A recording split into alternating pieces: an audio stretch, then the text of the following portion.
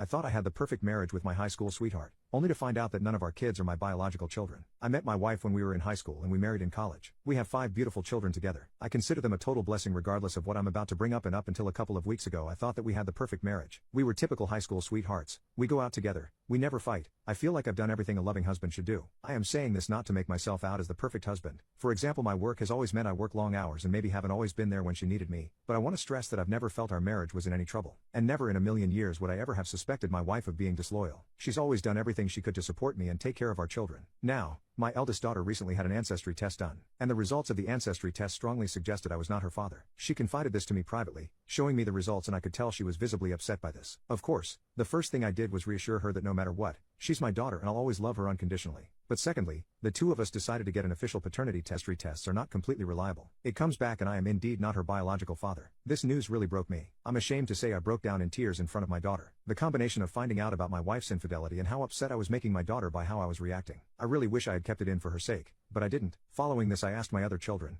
except my youngest, to come and see me. I wanted to know the extent of my wife's infidelity. If it was a one-off, I could maybe work past it, especially given how long ago it would be. However, I didn't want to tell my youngest as she is still in school, a teenager, and really I didn't think it was appropriate to tell her yet. We tell the other 3 what has happened. I reassure them that I love them unconditionally and that I'll always be their dad, but that I need to know how long this has been going on. God, I can't begin to explain how touching their reaction was. They didn't care I wasn't their biological father. They were just upset at how heartbroken I was. I feel like the only thing that has kept me going these last couple of weeks is their unwavering support. So we have paternity tests for each of the 3 done. Not only are none of them my biological children, together 4 of my children have 3 different fathers, which somehow made it worse. It's like, she wasn't just having an ongoing affair, she was having multiple. I can't explain how this make it worse, but it just does. So I confront my wife with this, expecting her to confess and beg for forgiveness. She doesn't confess. She doesn't even take it seriously. She says the tests must be flawed. All 4? How the hell am I supposed to take that seriously? I keep bringing it up and she keeps brushing it off, getting progressively more annoyed at me. When I bring it up, she will try and guilt trip me. We've been together since high school. Do you seriously not trust me? She said.